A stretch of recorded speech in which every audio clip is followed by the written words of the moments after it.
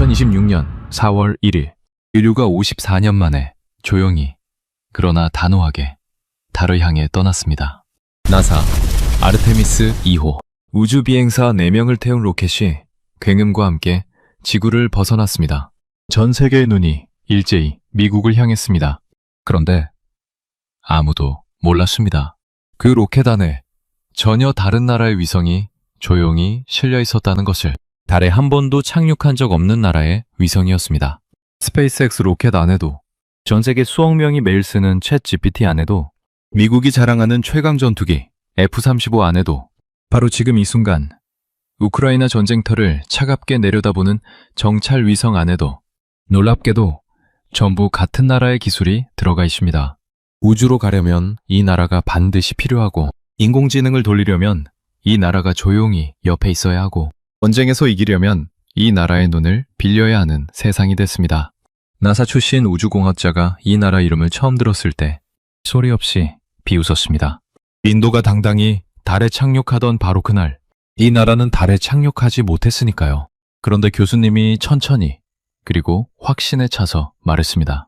달에 먼저 간 나라가 이기는 게 아닙니다. 달을 먼저 쓰는 나라가 이깁니다. 바로 대한민국의 이야기입니다. 지금부터 그 충격적인 기록을 공개합니다. 시청하기 전 구독과 좋아요, 댓글에 대한민국 최고라고 응원해주세요. 안녕하세요. 저는 라제시 나이르입니다. 인도 케랄라 출신으로 미국 나사 제트 추진연구소에서 7년간 일한 우주공학자입니다. 쉽게 말하면 로켓과 위성을 연구하는 사람입니다. 지금은 미국 매사추세츠 공과대학교, 줄여서 MIT에서 우주 시스템을 연구하는 박사과정 학생입니다. 저는 우주라면 누구보다 잘 안다고 자부했습니다.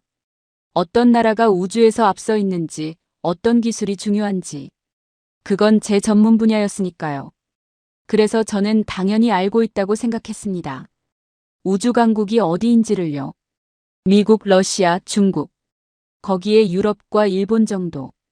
그리고 제 조국 인도. 2023년 인도는 달 남극에 탐사선을 내려앉히는 데 성공했습니다. 전 세계에서 4번째로 달에 착륙한 나라가 됐습니다. 저는 그날 눈물이 날 것 같았습니다. 인도가 해냈다고요. 14억 인구의 자부심이 달 표면에 새겨진 순간이었습니다. 그런 제가 MIT 강의실에서 완전히 무너지는 데는 단 8번의 수업이 필요했습니다. 빅토리아 첸 교수님의 우주경제학 강의 첫날이었습니다. 빅토리아 첸 교수님은 유럽 우주국, 그러니까 유럽 나라들이 함께 운영하는 우주기관의 전략을 총괄했던 분입니다. 지금은 우주기술이 어떻게 나라의 힘이 되는지를 연구하는 세계 최고 권위자로 꼽힙니다. 교수님은 강의실에 들어서자마자 칠판에 짧은 문장 하나를 적으셨습니다. 달에 먼저 간 나라가 이기는 게 아니다. 강의실이 술렁였습니다. 저도 속으로 코웃음을 쳤습니다. 달에 먼저 간 나라가 이기는 게 아니라니. 그럼 뭐가 이기는 겁니까? 저는 나사에서 7년을 일했습니다. 우주에서 앞선다는 게 무엇인지는 제가 더 잘 안다고 생각했습니다. 교수님은 학생들을 천천히 둘러보셨습니다. 그리고 물으셨습니다. 21세기 우주 경쟁에서 가장 영리한 나라가 어디라고 생각합니까? 손이 여기저기서 올라갔습니다. 미국이요. 중국이요. 교수님은 고개를 끄덕이셨습니다. 저는 당연히 미국이라고 생각했습니다. 나사를 7년 다닌 사람이 다른 답을 낼 수가 없었습니다. 교수님은 화면을 켜셨습니다. 세계 지도가 떴습니다. 그리고 한 나라의 표시가 됐습니다. 저는 눈을 가늘게 뜨고 화면을 봤습니다. 한국이었습니다. 저는 반사적으로 옆자리 친구를 봤습니다. 그 친구도 저를 봤습니다. 둘 다 표정이 같았습니다. 한국이 우주에서 영리한 나라라고. 한국은 달에 착륙한 적도 없는 나라입니다. 인도가 달에 내려앉을 때 한국은 달 주위를 도는 것도 겨우 성공한 나라입니다. 그것도 미국 도움을 받아서요. 교수님, 한국은 아직 달에 착륙도 못했는데요. 저는 손을 들고 말했습니다. 목소리에 자신감이 가득했습니다. 교수님은 미소를 지으셨습니다. 그 미소가 지금도 기억납니다. 당황한 게 아니었습니다. 기다렸다는 듯한 미소였습니다. 맞습니다. 한국은 달에 착륙하지 못했습니다. 그런데 질문을 바꿔보겠습니다. 교수님은 천천히 말씀하셨습니다. 2026년 4월, 인류가 54년 만에 달을 향해 떠났습니다. 나사 아르테미스 2호. 우주 비행사 4명을 태운 그 로켓 안에 어느 나라 위성이 실려 있었는지 아십니까? 강의실이 조용해졌습니다. 한국입니다. 달에 착륙한 적 없는 나라의 위성이 인류가 54년 만에 달을 향해 떠나는 그 로켓 안에 실려 있었습니다. 나사가 직접 요청했습니다. 저는 그 말을 듣고 아무 말도 하지 못했습니다. 나사에서 7년을 일한 저도 몰랐던 사실이었습니다. 아니, 알고 싶지 않았던 건지도 모릅니다. 교수님은 화면을 바꾸셨습니다. 숫자들이 나타났습니다. 달에 먼저 착륙한 나라, 미국. 두 번째, 러시아. 세 번째, 중국. 네 번째, 인도. 한국은 이 목록에 없습니다. 그런데 달 착륙 후보지를 결정하는 데 쓰이는 달지도, 그 정밀한 달 지도를 찍는 카메라가 지금 어디 있는지 아십니까? 한국이 쏜 달 궤도선 다누리호에 실려 있습니다. 쉽게 말하면 달에 어디 내려앉을지를 결정하는 눈이 한국 위성에 달려 있다는 겁니다. 나사가 그 눈을 빌리고 있습니다. 달에 먼저 간 나라가 달에 내려앉을 자리를 한국에 물어보고 있는 겁니다. 저는 노트에 뭔가를 적으려다 펜을 내려놓았습니다. 손가락이 움직이지 않았습니다. 나사 출신인 제가 달 탐사의 가장 핵심적인 역할을 한국이 하고 있다는 걸 이 강의실에서 처음 알게 됐습니다. 교수님은 마지막으로 말씀하셨습니다. 달에 먼저 간 나라가 이기는 게 아닙니다. 달을 먼저 쓰는 나라가 이깁니다. 한국은 달에 가지 않고도 달 탐사의 핵심 자리를 차지했습니다. 다음 시간에는 이게 우주에서만 벌어지는 일이 아니라는 걸 보여드리겠습니다. 강의실을 나서는데 발이 무거웠습니다. 인도가 달에 착륙하던 그날, 저는 이 세상에서 우주를 가장 잘 아는 사람 중 하나라고 생각했습니다. 그런데 그날 강의실에서 저는 가장 중요한 것을 보지 못하고 있었다는 걸 처음으로 느꼈습니다. 강의가 끝나고 기숙사로 돌아오는 길에 스마트폰을 꺼냈습니다. 챗GPT를 열었습니다. 챗GPT란 무엇이든 물어보면 사람처럼 대답해주는 인공지능 프로그램입니다. 요즘 전 세계에서 수억 명이 매일 쓰는 프로그램이죠. 저는 물었습니다. 한국 우주 기술이 어떤 수준이냐고요. 챗GPT가 술술 답을 내놨습니다. 그걸 읽으면서 저는 이상한 생각이 들었습니다. 미국 회사가 만든 이 프로그램이 한국을 어떻게 평가하는지가 갑자기 궁금해졌습니다. 그런데 정작 제가 몰랐던 게 있었습니다. 이 챗GPT가 어떻게 작동하는지를요. 다음 날 강의실이었습니다. 빅토리아 첸 교수님이 들어오시자마자 칠판에 질문을 하나 적으셨습니다. 챗GPT는 어디서 작동합니까? 저는 속으로 당연하다는 듯 생각했습니다. 미국이죠. 미국 회사가 만들었고 미국 기술로 돌아가는 거 아닙니까? 교수님은 학생들을 둘러보셨습니다. 미국 기술로 돌아간다고 생각하는 사람 손 들어보세요. 거의 모든 손이 올라갔습니다. 저도 당연히 들었습니다. 교수님은 조용히 고개를 저으셨습니다. 틀렸습니다. 강의실이 웅성거렸습니다. 교수님은 화면을 켜셨습니다. 챗GPT가 작동하려면 엄청난 양의 정보를 눈 깜짝할 사이에 처리해야 합니다. 그러려면 아주 특별한 부품이 필요합니다. 이름이 어렵지만 쉽게 설명해 드리겠습니다. 일반 컴퓨터 기억장치보다 수십 배 빠르게 정보를 주고받는 초고속 기억장치입니다. 인공지능의 두뇌가 정보를 빠르게 처리할 수 있도록 돕는 핵심 부품이죠. 이 부품을 전 세계에서 누가 만드는지 아십니까? 교수님은 잠시 멈추셨습니다. 90% 이상을 한국이 만듭니다. SK하이닉스와 삼성전자입니다. 저는 손에 들고 있던 펜을 떨어뜨릴 뻔했습니다. 제가 방금 기숙사에서 쓴 챗GPT가, 제가 한국 우주기술을 물어본 그 챗GPT가 한국 부품으로 돌아가고 있었다는 말이었습니다. 교수님은 계속하셨습니다. 챗GPT만이 아닙니다. 구글, 마이크로소프트, 아마존. 전 세계에서 가장 강력한 미국 기술 회사들이 인공지능 개발에 수백조 원을 쏟아붓고 있습니다. 그런데 이 회사들이 아무리 돈을 많이 써도 한국이 이 초고속 기억장치를 공급해주지 않으면 인공지능 자체가 돌아가지 않습니다. 미국이 인공지능 패권을 쥐려면 반드시 한국이 옆에 있어야 한다는 뜻입니다. 한 학생이 손을 들었습니다. 교수님, 그럼 엔비디아는요? 엔비디아는 인공지능 반도체로 세계 1등 아닌가요? 엔비디아란 인공지능에 필요한 특수 반도체를 만드는 미국 회사입니다. 한때 세계에서 가장 비싼 회사 자리에 오른 곳이죠. 교수님은 고개를 끄덕이셨습니다. 맞습니다. 엔비디아는 세계 최고의 인공지능 반도체를 설계합니다. 그런데 그 반도체 안을 채우는 핵심 부품은 어디서 옵니까? 한국에서 옵니다. 엔비디아가 아무리 뛰어난 설계를 해도 그 안을 채우는 건 한국 기술입니다. 저는 머릿속이 하얘졌습니다. 저는 나사에서 일하면서 미국 기술이 세계 최고라고 굳게 믿었습니다. 그런데 그 미국 기술의 핵심 부품이 한국에서 오고 있었습니다. 제가 매일 쓰는 스마트폰도, 노트북도, 챗GPT도. 알고 보니 안에 한국이 들어 있었습니다. 교수님은 화면을 바꾸셨습니다. 스페이스X 이야기를 해보겠습니다. 스페이스X는 일론 머스크가 만든 우주 회사입니다. 지금 전 세계에서 가장 많은 로켓을 쏘는 회사죠. 그 스페이스X가 만드는 위성과 로켓 안에도 한국산 부품이 들어갑니다.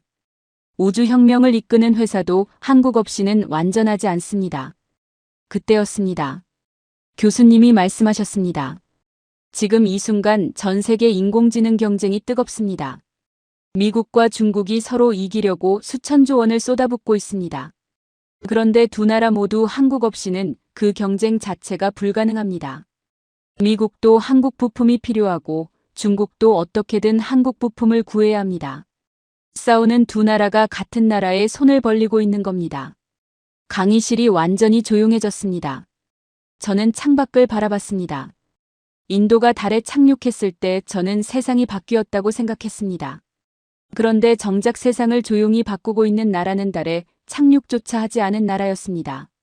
소리도 없이 선언도 없이 그냥 없어서는 안 되는 자리를 하나씩 차지해온 나라였습니다. 교수님이 마지막으로 말씀하셨습니다. 다음 시간에는 에너지 이야기를 하겠습니다. 이 이야기를 들으면 지구상의 어떤 나라도 한국 없이는 에너지를 제대로 옮길 수 없다는 걸 알게 됩니다. 저는 기숙사로 돌아오는 길에 다시 챗GPT를 열었습니다. 그리고 이번엔 다른 걸 물었습니다. SK 하이닉스가 뭐냐고요. 그날 밤 저는 잠이 오지 않았습니다. 침대에 누워 천장을 바라봤습니다. 챗GPT가 한국 부품으로 돌아간다는 말이 계속 머릿속을 맴돌았습니다. 나사에서 7년을 일하는 동안 저는 미국 기술이 세계를 이끈다고 믿었습니다. 그런데 그 미국 기술의 심장부에 한국이 들어 있었습니다. 그리고 교수님이 다음 시간에 에너지 이야기를 하겠다고 했습니다. 솔직히 말하면 저는 그때까지도 크게 기대하지 않았습니다. 에너지라면 중동이나 러시아 이야기 아닌가. 한국이 거기서 뭘 할 수 있겠나 싶었습니다. 그 생각이 완전히 틀렸다는 걸 다음날 강의실에서 알게 됐습니다. 빅토리아 첸 교수님이 칠판에 숫자를 하나 적으셨습니다. 영하 163도. 그리고 말씀하셨습니다. 이 온도에서 액체 상태를 유지해야 하는 연료가 있습니다. 배로 운반해야 합니다. 이 배를 제대로 만들 수 있는 나라가 지구상에 사실상 하나입니다. 어디일까요? 저는 솔직히 모르겠다고 생각했습니다. 영하 163도라니. 그게 얼마나 낮은 온도인지 감이 잡히지 않았습니다. 영하 163도는 지구상에서 자연적으로 만들어지지 않는 온도입니다. 남극보다 훨씬 더 춥습니다. 그 온도를 유지하면서 수만 킬로미터를 항해해야 합니다. 조금이라도 온도가 올라가면 연료가 다시 기체로 변하면서 폭발 위험이 생깁니다. 교수님이 답을 말씀하셨습니다. 한국입니다. 하나오션, HD 현대중공업, 삼성중공업. 이 세 회사가 전 세계 이 특수 연료 운반선 수주량의 80% 이상을 차지합니다. 수주량이란 앞으로 만들어야 할 배의 물량입니다. 저는 그 숫자를 들으며 고개를 갸웃했습니다. 80%요? 그게 가능한 숫자입니까? 교수님은 화면에 실제 사례를 띄우셨습니다. 2022년 러시아가 우크라이나를 침공했습니다. 그 전까지 유럽은 러시아에서 파이프관으로 연결된 관을 통해 가스를 공급받고 있었습니다. 전쟁이 터지자 그 관이 끊겼습니다. 유럽 나라들이 갑자기 다른 곳에서 에너지를 구해야 했습니다. 미국, 카타르, 호주에서 가스를 사오기로 했죠. 그런데 문제가 생겼습니다. 그 가스를 실어 나를 배가 없었습니다. 그 배를 만들 수 있는 나라도 마땅치 않았습니다.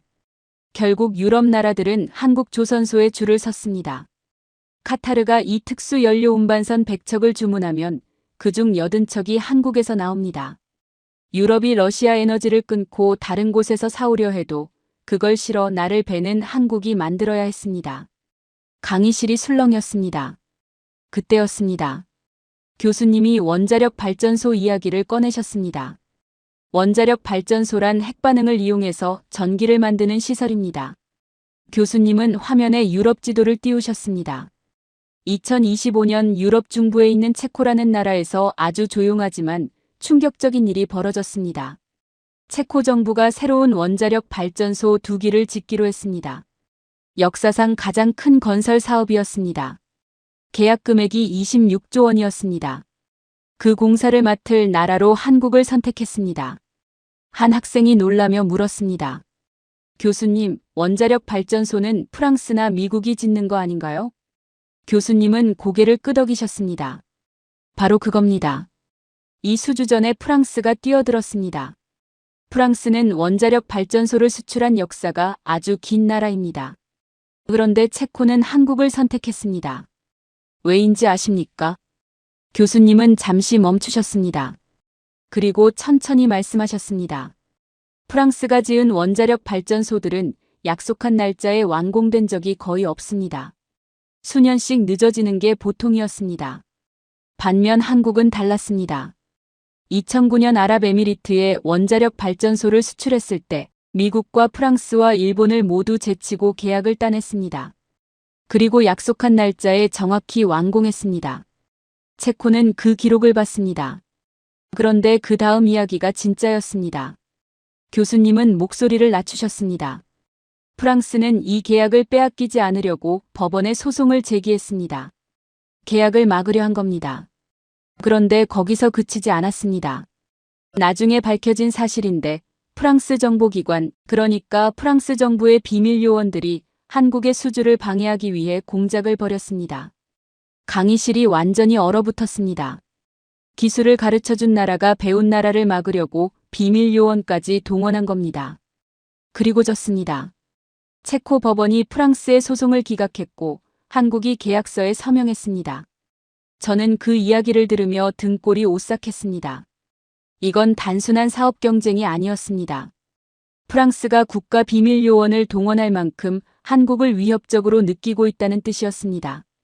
한국이 얼마나 무서운 경쟁자가 됐는지를 프랑스 스스로 증명한 꼴이었습니다. 교수님은 강의를 마치며 말씀하셨습니다. 에너지를 옮기는 배, 에너지를 만드는 원자력 발전소.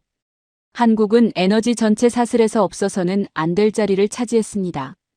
다음 시간에는 총 한 방 없이 전쟁터를 바꾸고 있는 한국 이야기를 하겠습니다. 저는 강의실을 나서며 생각했습니다.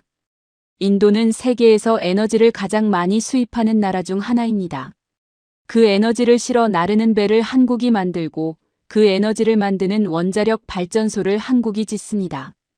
인도가 에너지를 쓰려면 어디선가 한국이 관여하고 있는 겁니다. 그 사실이 묘하게 불편했습니다. 강의가 끝나고 저는 인도 친구에게 전화를 했습니다. 뭄바이에 있는 오랜 친구였습니다. 그 친구도 항공우주공학을 전공했습니다. 저는 한국 이야기를 꺼냈습니다. 친구는 비웃었습니다. 한국이 뭘 어쨌냐고요. 반도체 만드는 나라 아니냐고요. 저는 그 말을 듣고 이상하게도 반박하고 싶었습니다. 불과 이틀 전만 해도 저도 그 친구와 같은 생각이었는데 다음 날 강의실이었습니다. 빅토리아 첸 교수님이 들어오시자마자 화면에 숫자 하나를 크게 띄우셨습니다. 8. 그리고 말씀하셨습니다. 지구상에서 음속보다 빠른 전투기를 스스로 만들 수 있는 나라가 몇 개인지 아십니까? 8나라입니다. 미국, 러시아, 중국, 영국, 프랑스, 스웨덴, 유럽 여러 나라가 힘을 합쳐서. 그리고 마지막 8번째가 어디인지 아십니까? 저는 직감적으로 알았습니다. 또 한국이겠구나 싶었습니다. 한국입니다. KF-21이라는 전투기입니다. 한국이 독자 기술로 개발한 초음속 전투기입니다. 저는 그 순간 손이 떨렸습니다. 숨기고 싶었지만 감출 수가 없었습니다. 인도가 떠올랐기 때문입니다. 인도는 테자스라는 독자 전투기를 개발하고 있습니다. 1983년에 개발을 시작했습니다. 올해로 40년이 훨씬 넘었습니다. 아직도 완전한 실전 배치가 되지 않았습니다. 예산이 부족하고 기관들끼리 의견이 엇갈리고 기술 이전이 막히고 일정이 계속 늦어졌습니다. 14억 인구의 나라가 40년 넘게 매달린 일을 한국은 훨씬 짧은 시간 안에 해냈습니다. 저는 잠시 눈을 감았습니다. 교수님은 계속하셨습니다.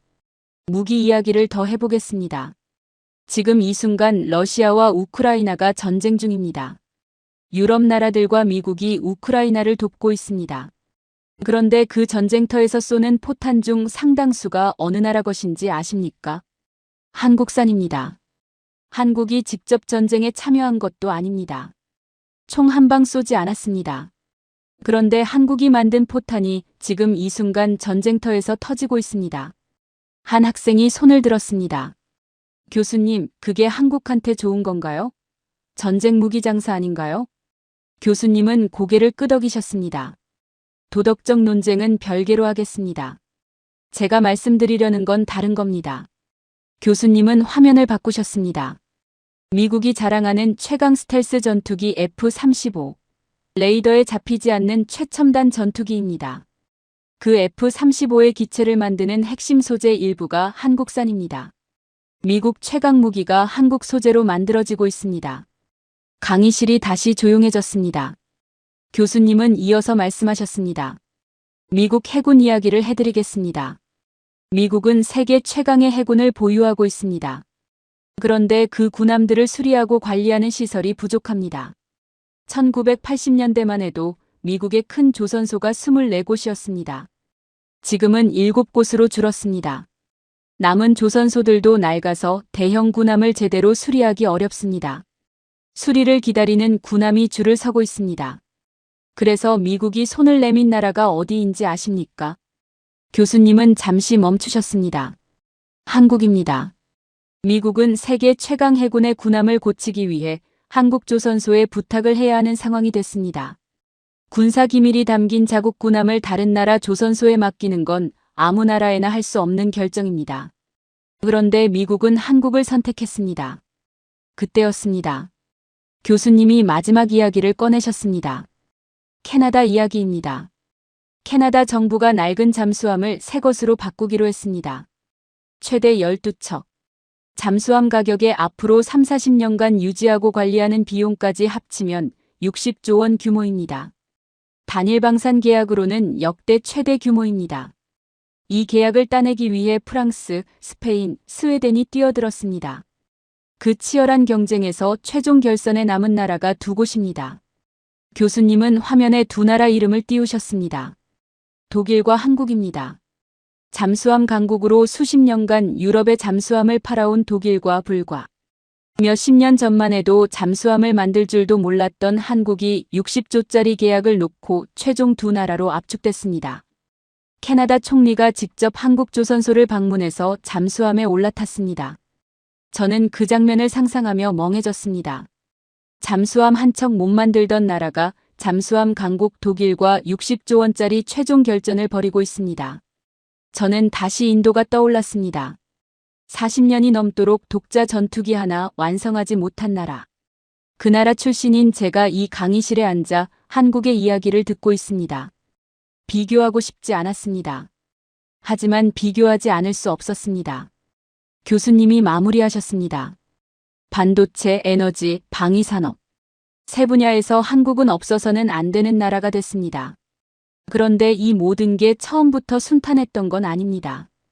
한국은 올라오는 길에 여러 번 완전히 무너질 위기가 있었습니다. 다음 시간에는 그 이야기를 하겠습니다. 저는 강의실을 나서며 뭄바이 친구에게 다시 전화를 하고 싶었습니다. 아까 비웃었던 그 친구에게. 그런데 막상 전화기를 들었다가 내려놓았습니다. 무슨 말을 해야 할지 몰랐습니다. 강의가 끝나고 저는 도서관으로 갔습니다. 한국 관련 논문을 찾아보기 시작했습니다. 며칠 전만 해도 제가 한국 논문을 찾아볼 거라고는 상상도 못했습니다. 그런데 지금은 뭔가에 이끌리듯 찾고 있었습니다. 반도체, 조선, 방위산업, 원자력 발전소. 이 모든 것들이 어떻게 한 나라에서 동시에 가능했는지가 궁금했습니다. 논문을 읽으면 읽을수록 더 이상한 게 눈에 들어왔습니다. 한국이 지금의 자리에 오는 길이 결코 순탄하지 않았다는 것이었습니다. 다음 날 강의실이었습니다. 빅토리아 첸 교수님이 칠판에 연도 3개를 나란히 적으셨습니다. 1997년, 2008년, 2019년. 그리고 말씀하셨습니다. 이 새해는 한국이 완전히 무너질 뻔한 해들입니다. 그런데 저는 이걸 위기 목록이라고 부르지 않습니다. 도약 목록이라고 부릅니다. 저는 고개를 갸웃했습니다. 무너질 뻔한 해가 도약 목록이라니. 그게 무슨 뜻인지 바로 이해가 되지 않았습니다. 교수님은 1997년부터 시작하셨습니다. 그해 한국은 나라가 빚더미에 앉았습니다. 외국에 갚아야 할 돈이 바닥났습니다. 나라가 부도, 그러니까 빚을 갚지 못하는 상황 직전까지 몰렸습니다. 국제통화기금이라는 국제기구에서 긴급으로 돈을 빌려야 했습니다. 조건이 있었습니다. 우리가 요구하는 대로 경제구조를 바꾸라는 것이었습니다. 그때 한국에서 벌어진 일을 아십니까? 교수님은 화면에 당시 사진을 띄우셨습니다. 은행 앞에 긴 줄이 늘어서 있었습니다. 손에 무언가를 들고 있었습니다. 금이었습니다. 350만 명의 국민이 자발적으로 금을 들고 나왔습니다. 결혼반지, 돌반지, 대대로 내려오던 금목걸이. 나라 빚을 함께 갚겠다고 스스로 꺼내온 겁니다. 모인 금의 무게만 227톤이었습니다. 당시 돈으로 약 21억 달러, 우리 돈으로 약 3조 원어치였습니다. 교수님의 목소리가 조금 낮아졌습니다. 경제학적으로 보면 이 행동이 합리적이지 않습니다. 개인이 금을 팔아서 나라 빚을 갚는 게 실질적인 효과가 크지는 않거든요. 그런데 한국 국민은 했습니다. 왜냐하면 그들은 나라의 빚을 자기 빚으로 느꼈기 때문입니다. 저는 그 사진을 바라봤습니다. 할머니가 손을 떨면서 금반지를 내밀고 있었습니다. 저는 가슴 한켠이 묵직해졌습니다. 인도가 1991년에 비슷한 위기를 겪었을 때 어떻게 했는지가 떠올랐기 때문입니다. 인도는 금을 영국에 담보로 맡겼습니다. 빌린 돈을 갚겠다는 보증으로 나라의 금을 외국에 넘긴 겁니다. 한국은 국민이 스스로 금을 꺼냈습니다. 같은 위기 앞에서 전혀 다른 선택이었습니다. 교수님은 계속하셨습니다. 그런데 더 충격적인 이야기가 있습니다. 그 나라가 망할 것 같던 그 순간에 삼성이 어떤 선택을 했는지 아십니까? 교수님은 화면에 사진 한 장을 띄우셨습니다. 한밤중인데도 불이 환하게 켜진 공장이었습니다. 1997년 외환위기 당시 삼성 반도체 공장 내부 사진입니다. 나라 전체가 무너질 것 같던 그 시절, 은행들이 문을 닫고 대기업들이 하나씩 쓰러지던 그때 이 공장은 24시간 불을 끄지 않았습니다. 당시 삼성 내부에서도 격렬한 논쟁이 있었습니다. 지금 당장 생산을 줄여야 한다는 쪽과 오히려 이때 더 투자해야 한다는 쪽이 맞붙었습니다. 결국 더 투자하는 쪽이 이겼습니다. 전 세계가 한국 경제가 끝났다고 할 때 삼성은 공장을 더 돌렸습니다. 결과가 어떻게 됐는지 아십니까? 10년 뒤 삼성은 세계 반도체 1위가 됐습니다. 경쟁자들이 위기에 주춤하는 사이 혼자 달린 결과였습니다. 강의실이 완전히 조용해졌습니다. 교수님은 세계 지도를 화면에 띄우셨습니다. 그리고 나라 3곳을 짚으셨습니다. 브라질, 멕시코, 말레이시아입니다. 이 세 나라의 공통점이 뭔지 아십니까? 한국과 비슷한 시기에 산업화를 시작했습니다. 꿈도 비슷했습니다. 우리 손으로 만든 자동차, 우리 브랜드로 파는 제품, 우리 기술로 만드는 반도체. 그런데 지금 이 나라들의 주력 수출품이 뭔지 아십니까? 브라질은 콩, 철광석, 원유입니다. 땅에서 캐내거나 수확한 것들입니다. 멕시코는 미국 기업 조립 공장입니다. 말레이시아는 독자 자동차 브랜드를 중국 기업에 팔아버렸습니다. 교수님은 천천히 말씀하셨습니다. 이 나라들의 공통점은 중간에 멈췄다는 겁니다. 위기가 오거나 더 쉬운 길이 보이면 방향을 틀었습니다. 한국은 멈추지 않았습니다. 1997년 나라가 망할 것 같은 순간에도 반도체 공장을 멈추지 않았습니다. 저는 그 말을 들으며 논문 필기를 멈췄습니다. 인도도 수십 년간 많은 시도를 했습니다. 국영 철강 회사, 국영 자동차 회사, 국영 항공기 회사. 그런데 경쟁이 없으니 기술이 늘지 않았습니다.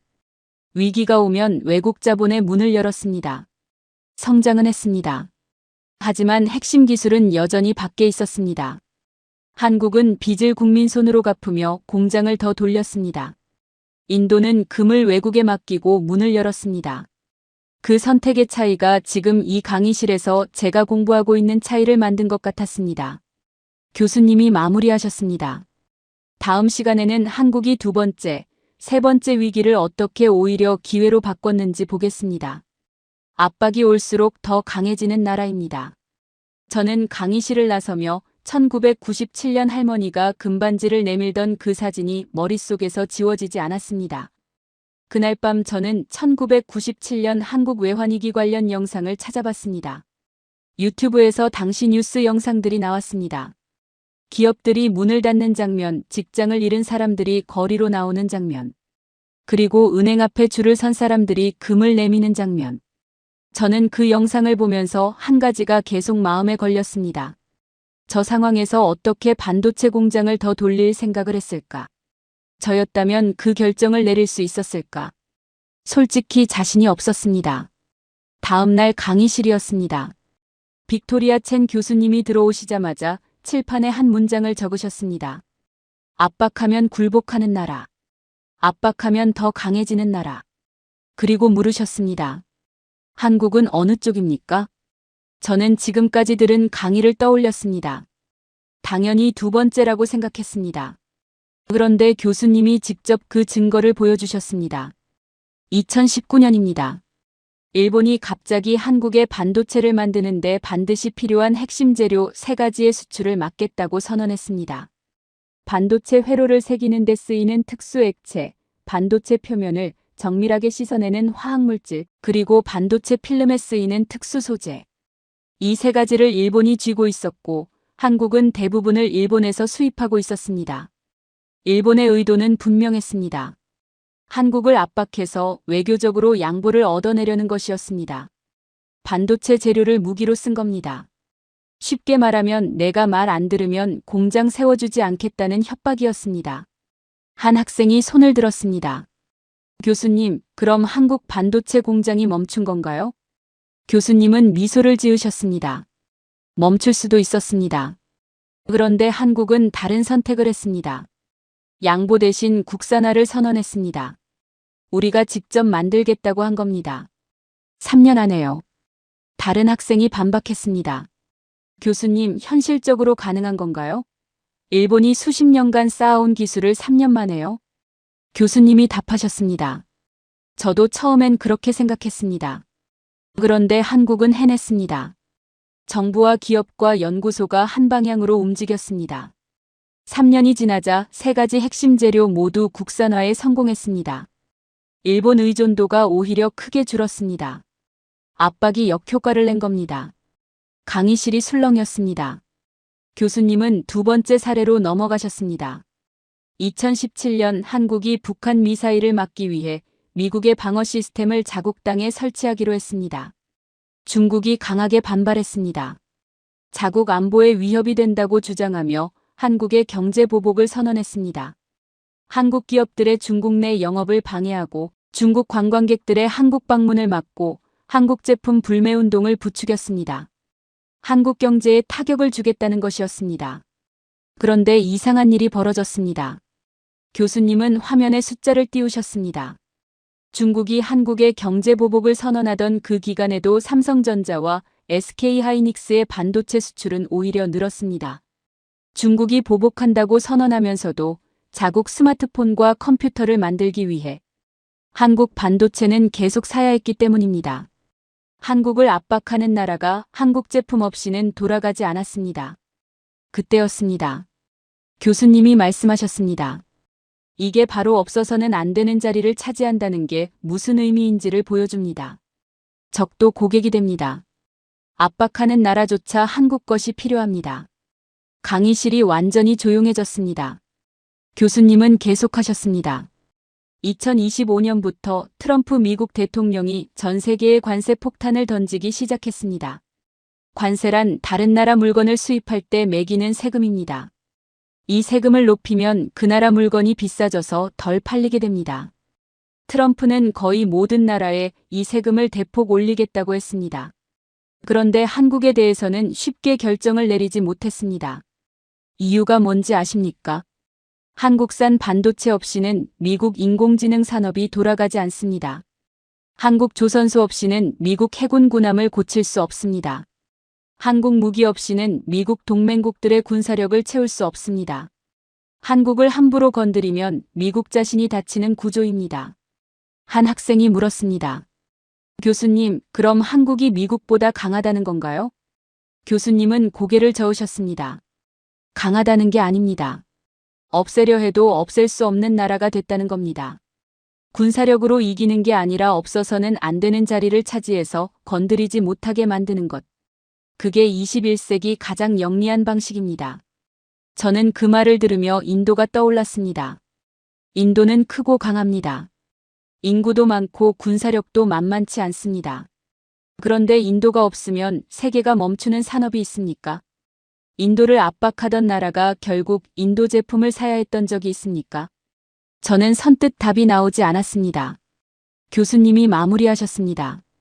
다음 시간에는 한국이 어떻게 보이지 않는 곳에서 세계의 규칙 자체를 다시 쓰고 있는지 보겠습니다. 표준을 가진 나라가 세상을 지배합니다. 저는 강의실을 나서며 생각했습니다. 압박하면 굴복하는 나라. 압박하면 더 강해지는 나라. 저는 인도가 어느 쪽인지 솔직히 대답할 자신이 없었습니다. 그 불편함이 오래 남았습니다. 강의가 끝나고 저는 한참을 강의실에 앉아 있었습니다. 다른 학생들이 다 나갔는데도 자리를 뜨지 못했습니다. 압박하면 더 강해지는 나라. 그 말이 머릿속에서 떠나지 않았습니다. 나사에서 7년을 일하는 동안 저는 기술이 강한 나라가 이긴다고 믿었습니다. 그런데 지금 이 강의를 들으면서 그게 전부가 아니라는 걸 느끼고 있었습니다. 기술보다 더 강한 게 있었습니다. 바로 규칙을 만드는 힘이었습니다. 다음 날 강의실이었습니다. 빅토리아 첸 교수님이 칠판에 짧은 문장 하나를 적으셨습니다. 표준은 기준이 아니다. 표준은 권력이다. 그리고 말씀하셨습니다. 표준이란 전 세계가 함께 따르기로 정한 공통 규칙입니다. 예를 들어 전 세계 스마트폰이 서로 같은 방식으로 통신할 수 있는 건 모두가 같은 통신 규칙을 따르기 때문입니다. 그런데 그 규칙을 누가 정하느냐에 따라 시장의 주도권이 완전히 달라집니다. 규칙을 정한 나라의 기업이 핵심 기술 특허를 쥐게 됩니다. 특허란 내가 만든 기술을 남이 쓰려면 돈을 내야 하는 권리입니다. 쉽게 말하면 통행세입니다. 규칙을 만든 나라가 영원히 통행세를 받는 구조입니다.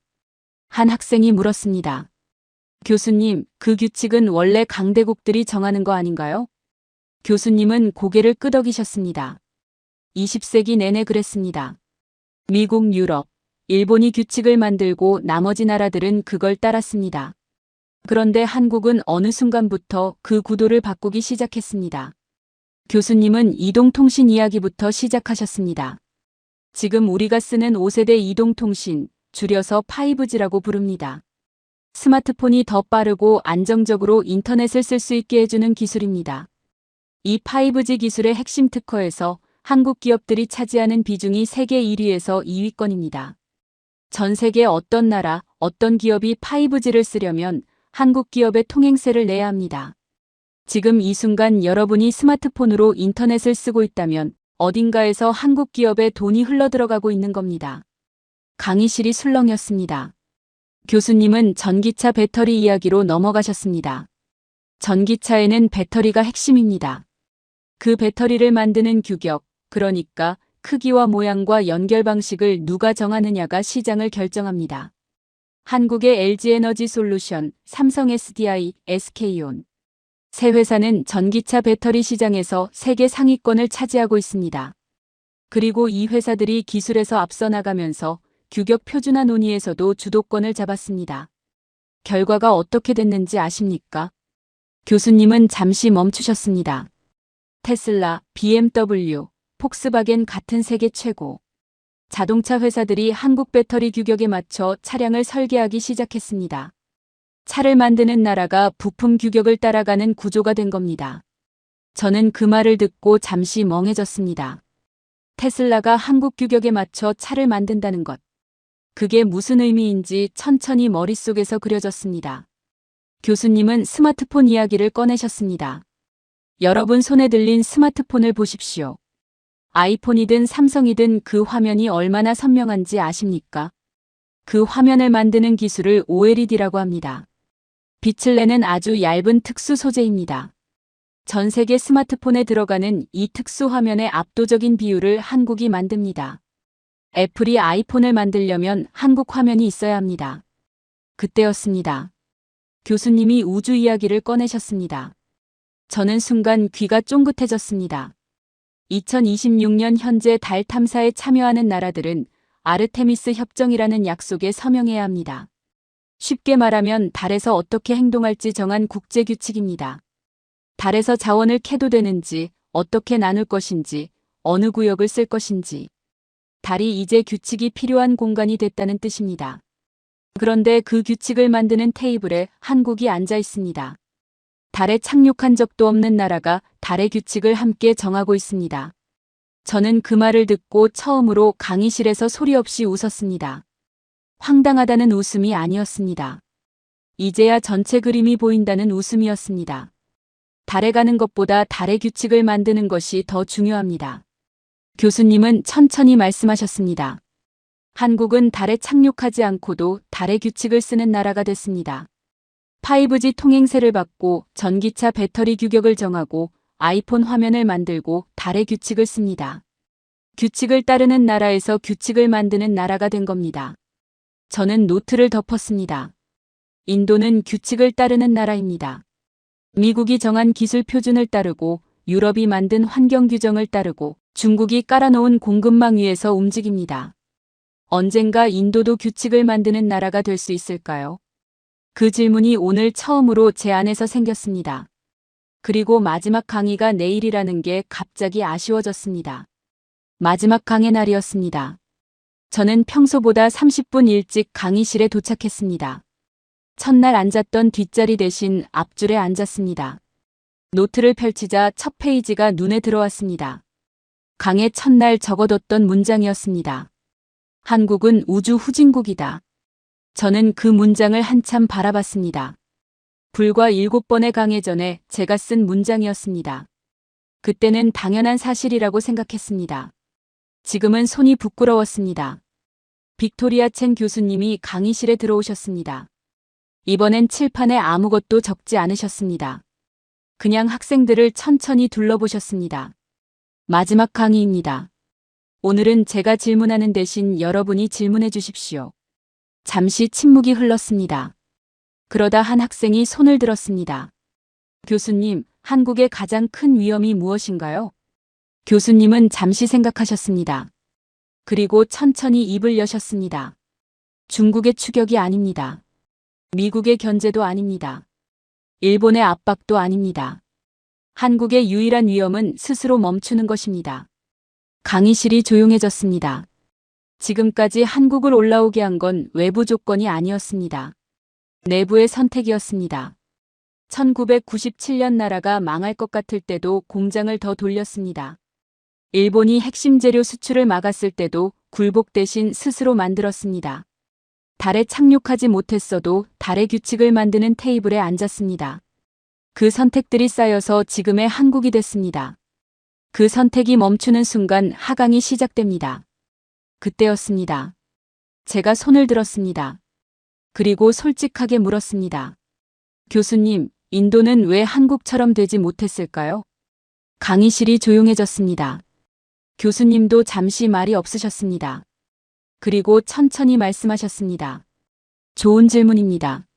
그리고 용기 있는 질문입니다.